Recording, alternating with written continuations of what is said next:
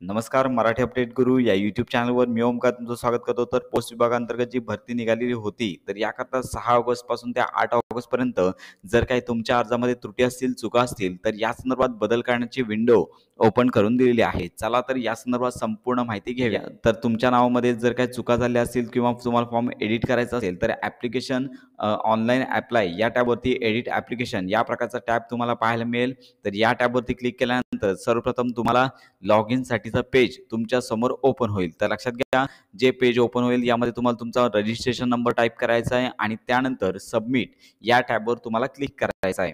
तर यानंतर तुमच्या मोबाईलवरती ओ-टी-पी पाठवला जाईल. ओ-टी-पी टाइप करायचा आहे आणि कॅप्चा टाइप करून सबमिट या टॅबवर तुम्हाला क्लिक करायचं आहे. क्लिक केल्यानंतर अशा प्रकारचं पेज तुमच्या समोर ओपन होईल. तर लक्षात घ्या, यामध्ये रजिस्ट्रेशन नंबर, मोबाईल नंबर आणि तुमचं नाव आणि ईमेल आयडीमध्ये तुम्हाला बदल करता येणार नाही आहे. जेंडर असेल किंवा इतर सर्व माहिती असेल तर यामध्ये तुम्ही बदल करू शकता. तर यानंतर अशा प्रकारे संपूर्ण माहिती तुम्हाला जर काही बदल करायचा आहे तर बदल करून घ्यायचा आहे. यामध्ये कॅटेगरी असेल, जेंडर असेल, त्यानंतर डिसॅबिलिटी असेल किंवा इतर कुठली माहिती असेल तर तुम्ही यामध्ये बदल करू शकता.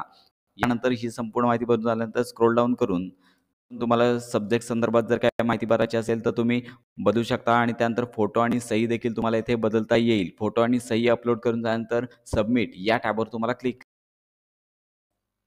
सबमिट या टॅबवर क्लिक केल्यानंतर ॲड्रेस डिटेल टाइप करण्यासाठीचं पेज ओपन होईल. तर या ठिकाणी तुम्हाला तुमचा ॲड्रेस टाइप करायचा आहे. दोन्ही ॲड्रेस एकच असतील तर या बॉक्सवरती टिक करायचं आहे. यानंतर तुम्ही तुमचे 10वीचे मार्क्स देखील बदलू शकता. यामध्ये तुम्हाला जर काही बदल करायचा असेल तर तुम्ही करू शकता.